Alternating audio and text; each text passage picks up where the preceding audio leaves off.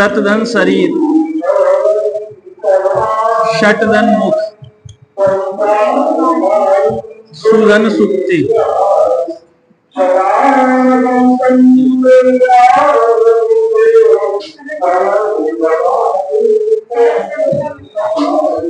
अच्छा शरद चंद्र, शरद माने सर्दी से मान लीजिए, है ना, ठंडक से मतलब है इसका। शरद ऋतु होती है तो सर्दियों वाला ना, या सर्दियों का चांद, या ठंड से समझ सकते हैं। शरद माने ठंडा होता, ठीक है।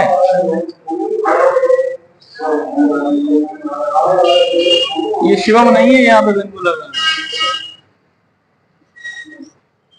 ये देखना वहां तच्छिव होगा, ये चा बना होगा और यहाँ पे चा बना होगा, तो वो गलत है।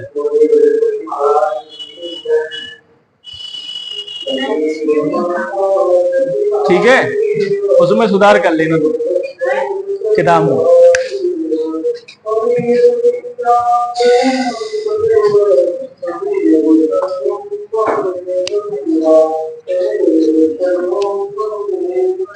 तो आप लोग कुछ बना के लाए, अलग से ढूंढ के लाए कि ये हमने कहा था सबके चाचा ढूंढ लाना, ढूंढे? कौन कौन ढूंढ के लाए भैया?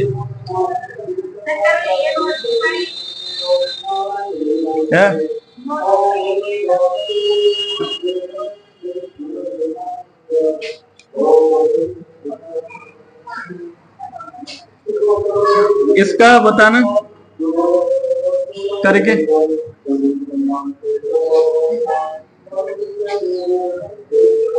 इसका क्या होगा संधिच्छेद? बताओ, इसका बताओ।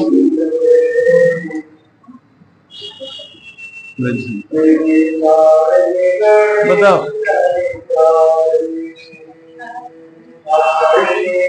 इसका बताओ। बताओ,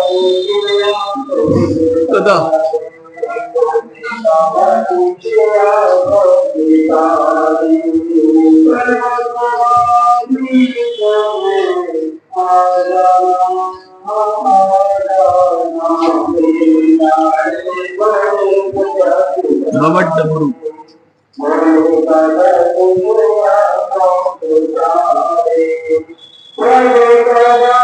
बताओ बताओ भैया, इसका बताओ।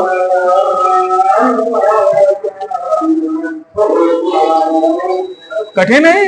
अरे ये सब करवा दिए तभी पूछ रहे हैं तुम। इसका बताओ।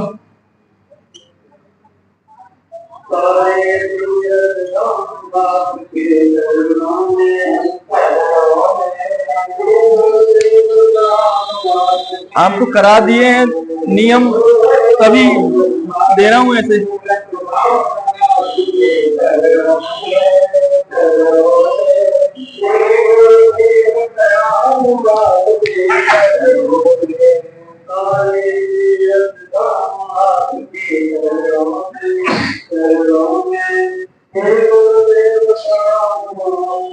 बताओ।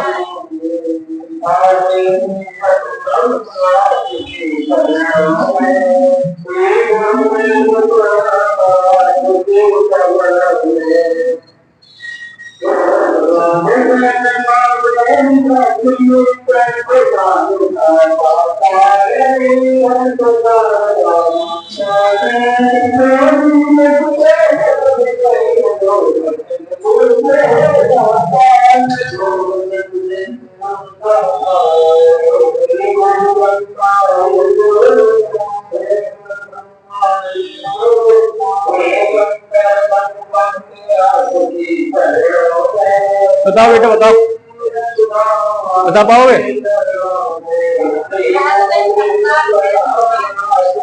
हाँ, क्या हो जाएगा? बृहत धन, हाँ,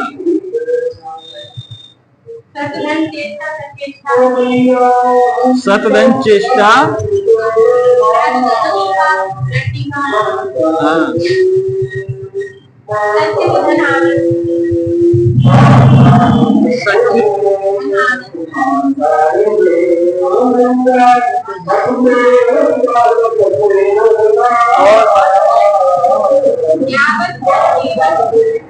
यावत धन जीवन, और उत धन लंघन, और बताओ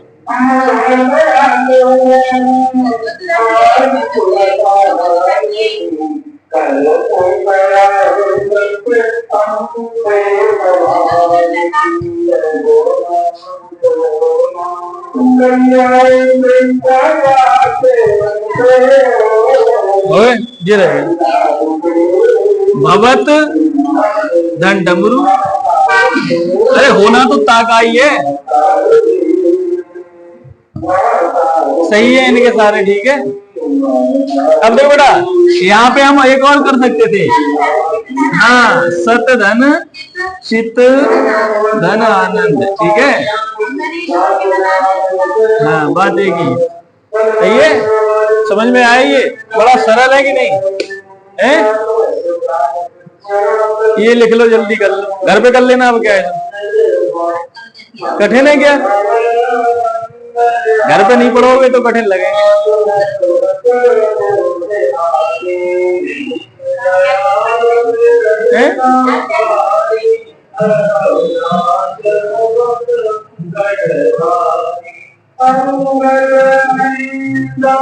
किसी को समस्या हो तो पूछ लो हमसे, ये तो पढ़ा दिए इसलिए ये पूछ रहे हैं।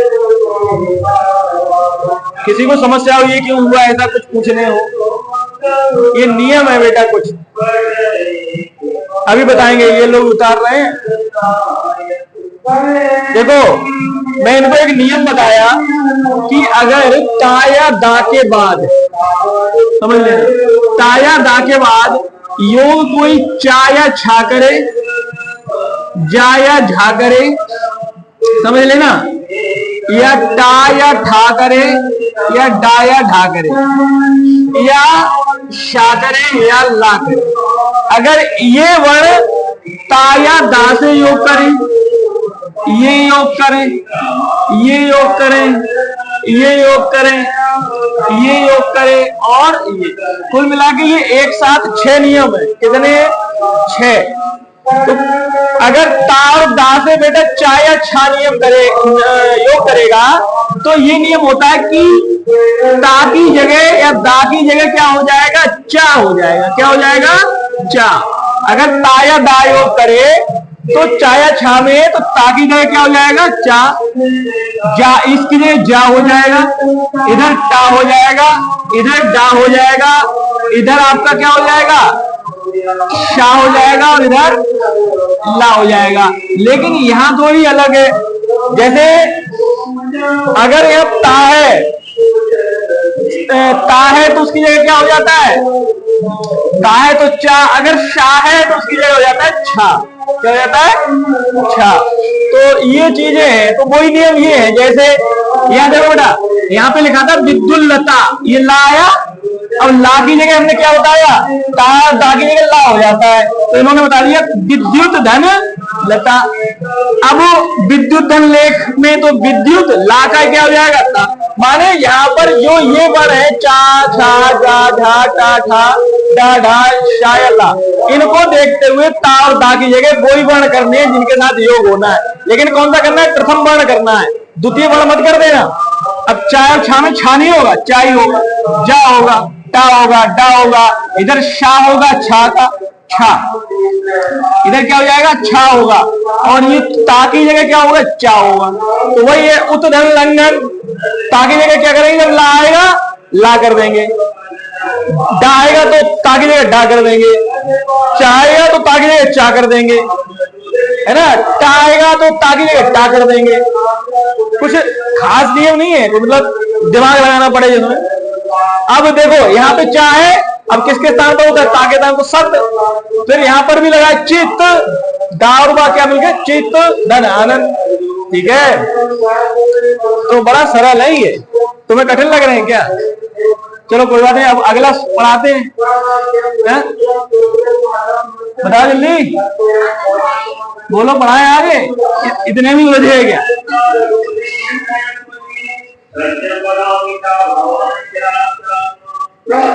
आज मंगलवार है भैया, इसलिए यहाँ पे पाठ होता है।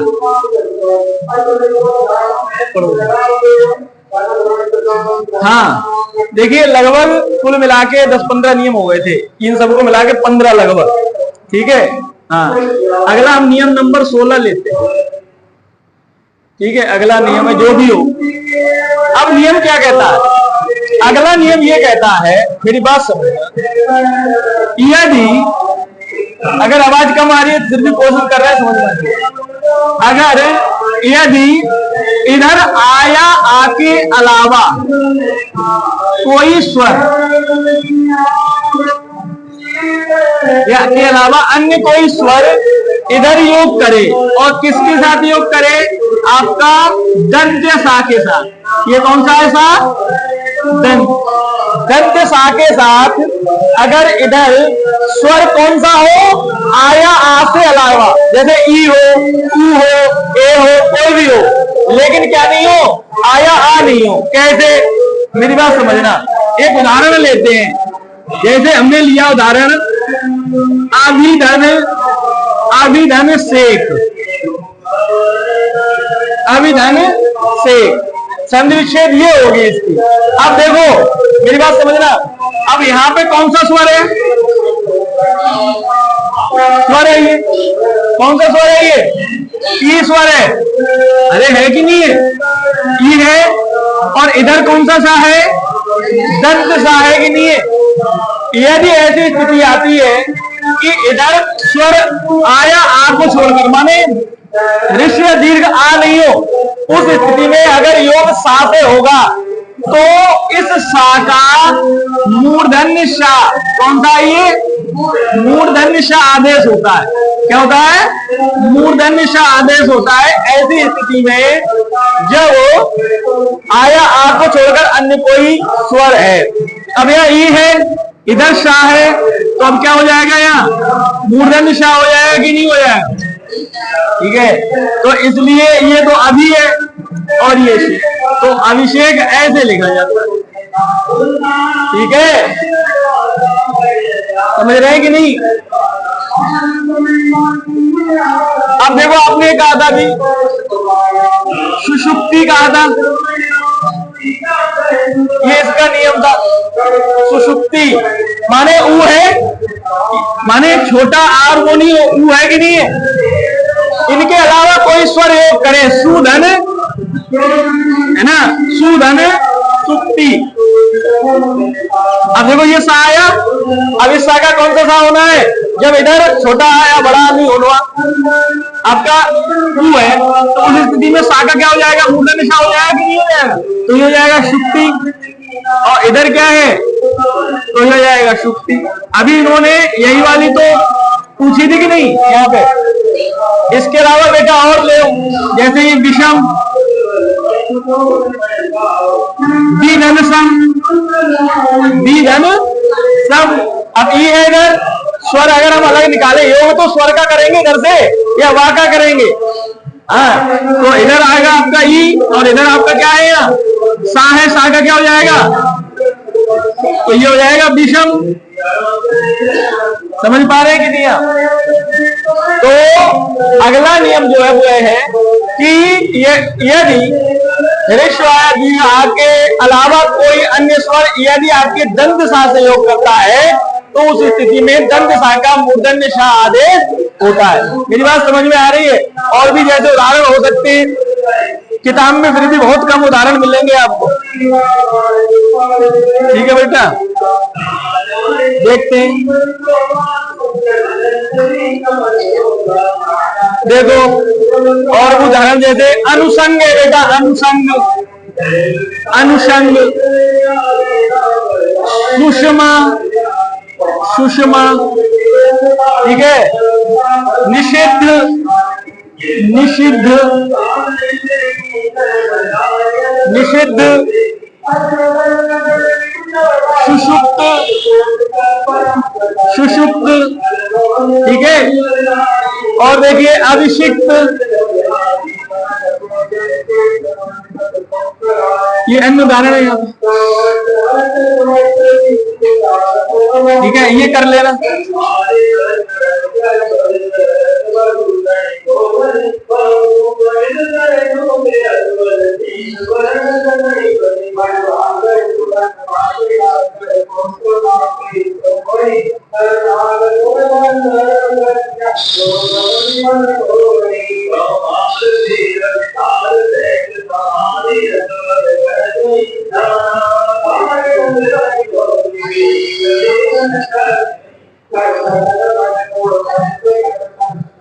समझ में आया बेटा? ये कैसे क्या होगा? अनुधन संग, अनुधन संग, सुधन समा, सुधन समा, निस नहीं, निधन सिद्ध, निधन सिद्ध, सुधन सुप्त, अभिधन सिक्त। कौन सा सा? दंत सा। विच्छेद में दंत सा, और जब संधि करेंगे उस स्थिति में आपका मूर्धन्य सा। बात समझ में आई? ऐसे ही आपको अगर ऐसी स्थिति आ जाए तो नियम आपको नहीं बताना। देखिए, व्यंजन संधि में प्रश्न ये बनते हैं कि इसकी संधि विच्छेद सही कौन सी है, या इस संधि विच्छेद का सही संधि क्या है। दो प्रश्न यहां से बनते हैं। अगर कभी भी संधि का नाम पूछा जाता है बेटा, तो स्वर संधि से पूछा जाता है। कैसे पूछा जाता है? क्योंकि स्वर संधि के अपने भेद है, दीर्घ स्वर संधि, गुण स्वर संधि, वृद्धि, यहाँ आयाति। लेकिन यहाँ भेद नहीं है, यह नियम है। उन नियमों के आधार पर सबका नाम व्यंजन संधि है। क्या नाम है? व्यंजन संधि। तो यहाँ पर आपको नियम याद रखना है, और याद रखना है ये व्यंजन संधि है। व्यंजन संधि की स्थिति में किसी एक तरफ व्यंजन होना चाहिए, और दोनों तरफ अगर स्वर है तो स्वर संधि है। इतनी बातें समझ में आ रही है?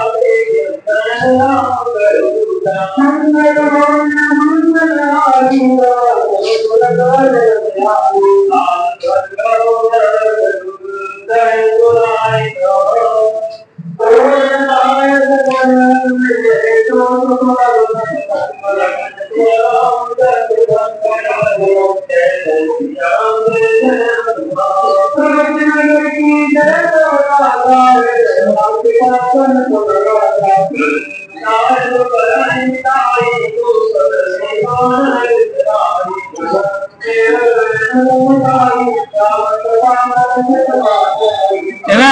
ये शब्द है कुछ, इनका बताओ।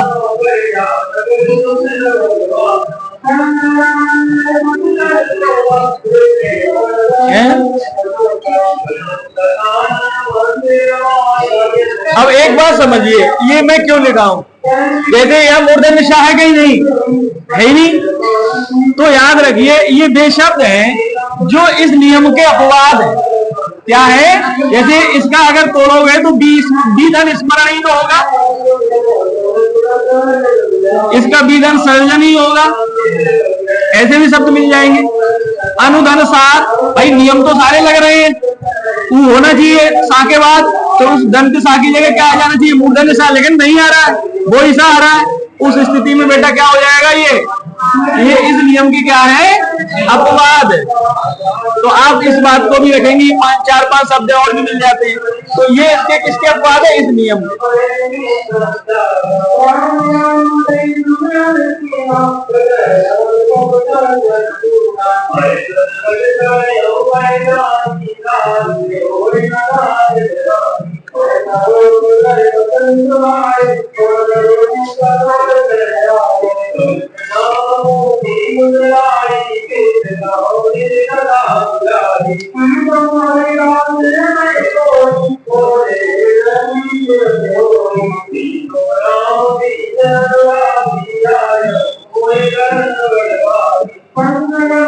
अगला करें।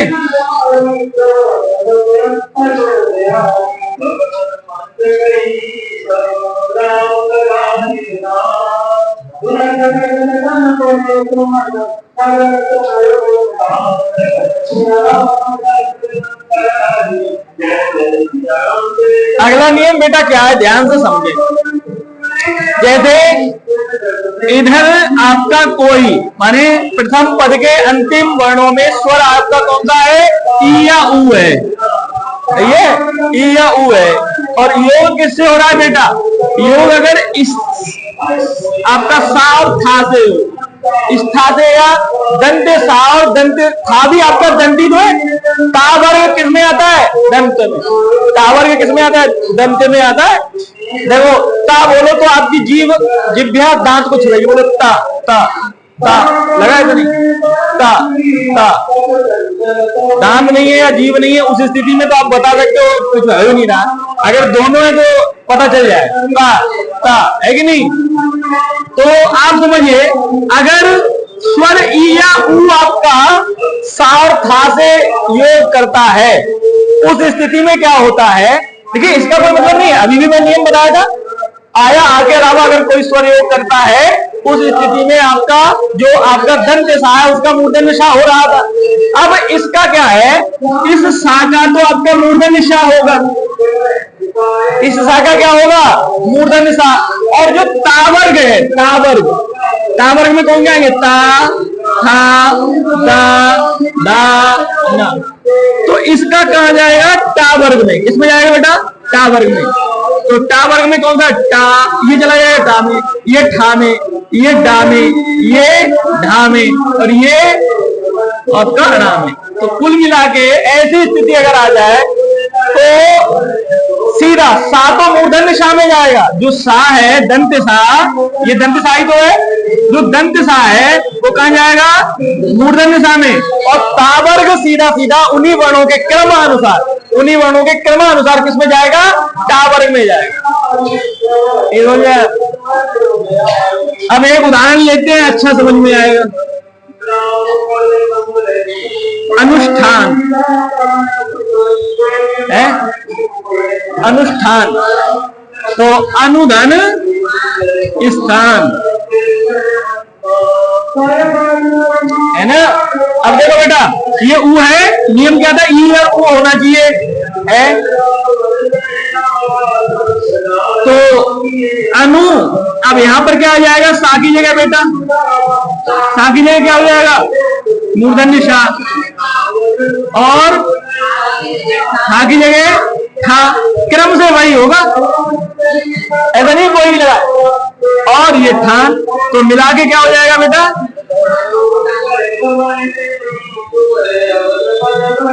मेरी बात समझ में आएगी नहीं? अब देखो बेटा, इसके अलावा प्रतिष्ठान, अरे बोलो, प्रतिष्ठान, प्रतिष्ठापन, प्रतिष्ठापन, प्रतिष्ठित, प्रतिष्ठित है ना। और देख लो, एक आध देखते और मिल जाए। निष्ठुर भी है एक बेटा,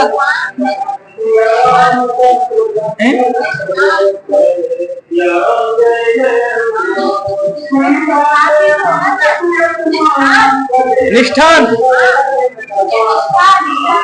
निष्ठा हो जाए, निष्ठा।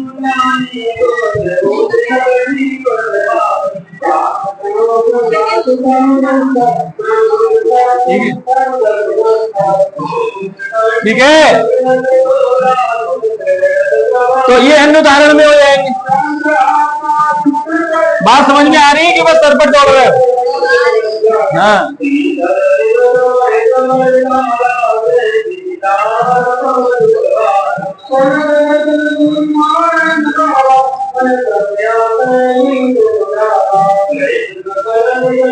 आप लोग देखो, संगीत में पढ़ाई हो रही है, कोई दिक्कत भी नहीं है, ढोलक बज रही है, लोग गीत गा रहे हैं, आप पढ़ाई कर रहे हैं, कितना बढ़िया समय है, कोई दिक्कत नहीं।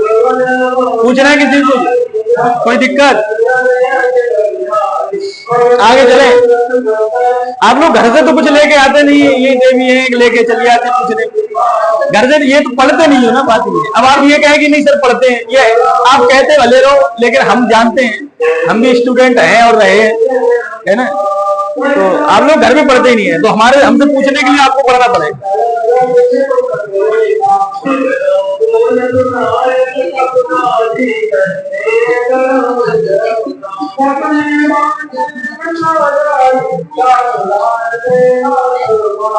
हाँ बेटा जी, अगला नियम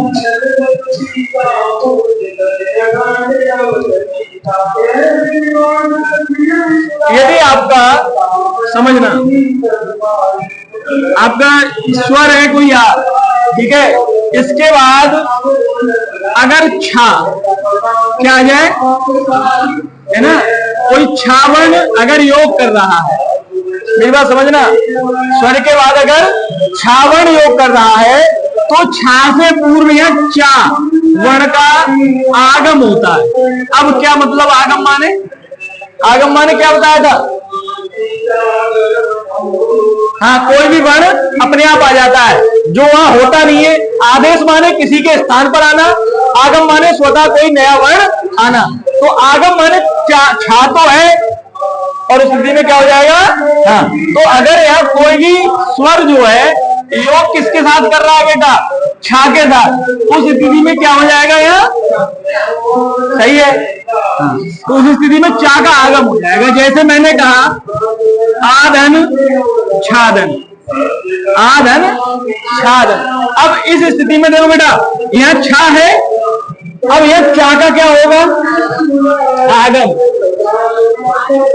आगम माने कोई वर्ण स्वतः आ जाए, उस स्थिति को आगम कहते हैं। संस्कृत की संधि विच्छेद होती है समधन कृत, और सा जो होता है उसका क्या होता है, आगम।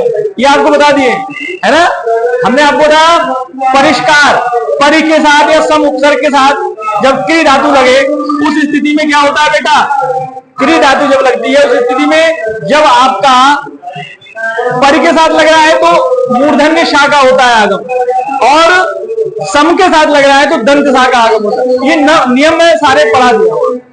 अब कल आपने किताब पढ़ी, नहीं लगा होगा आपको कि ये नियम कोई छूट रहा है, क्योंकि अब जो मैं बताऊंगा वो सब किताब से अलग ही है, किताब वाले तो खत्म है ना, ऐसा ही था।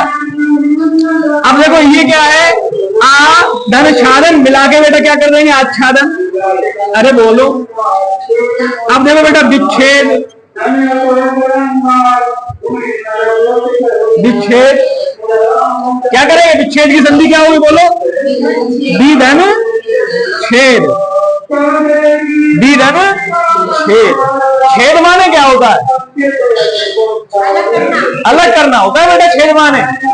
छेद माने ये नहीं कि तुम पूरा कर दिए, तोड़ना, छेदना, छेदन है,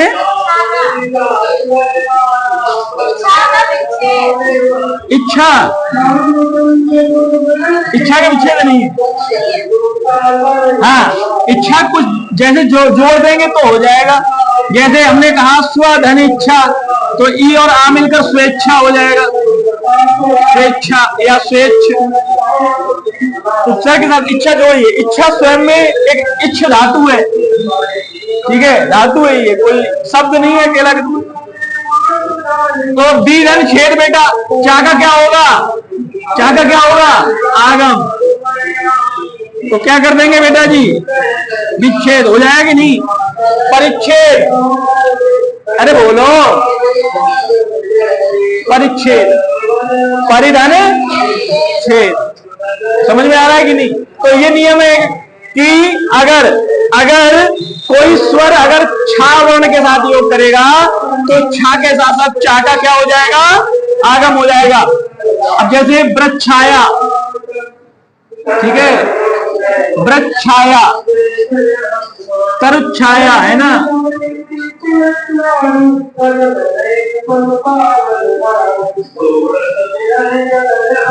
छाया,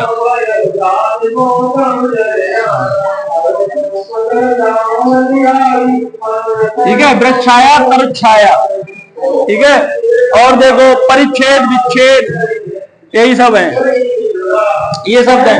तो कुल मिला के आप लोग इनको समझिए।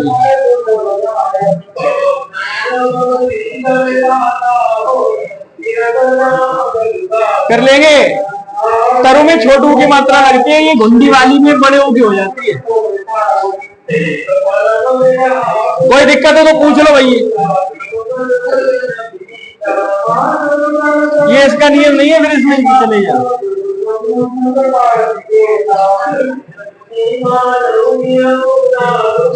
सही है। अगर स्वर कोई आपका छा के साथ योग करेगा तो चा का आगम होगा। ठीक है, सही है कि नहीं? कितनी बात समझ में आई? चलिए एक और नियम बताते हैं।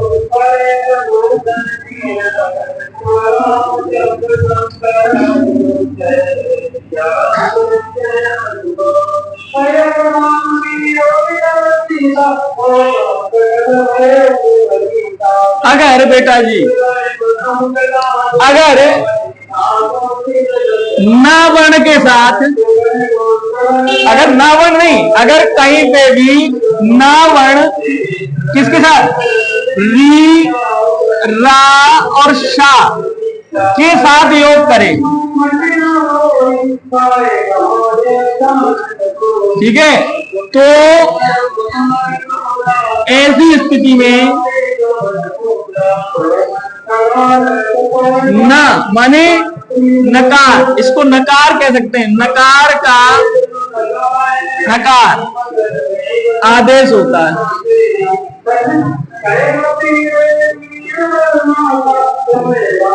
है ना। माने जब रीरासा कहीं दिख जाए और उस स्थिति में ना कहीं जुड़ रहा है तो आप क्या करेंगे, उसका णकार करेंगे। जैसे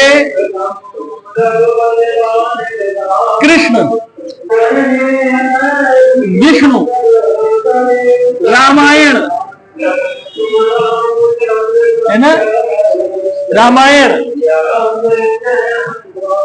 तो देखो कृष्ण में क्या हो जाएगा बेटा, कृष्ण धन न,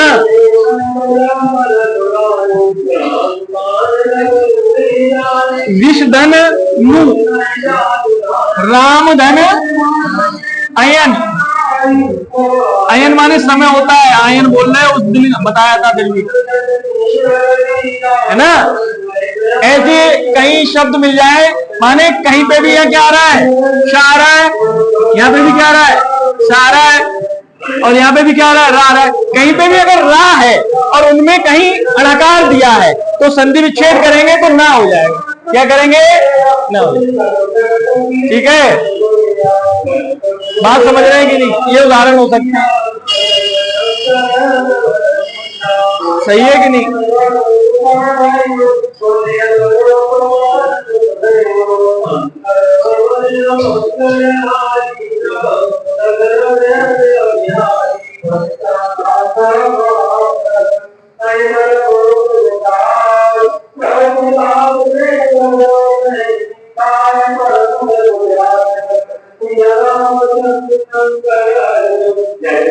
और बताएगा, अरे यार चलो शेष कल बता दूं। कल आपकी व्यंजन संधि खत्म करके विसर्ग शुरू करेंगे। ठीक है, बहुत नियम हो गए, 17, 18 ये हो गए, 19 2, 3 और बचे, 2, 3, 4 कल खत्म करके विसर्ग शुरू करें। ठीक है।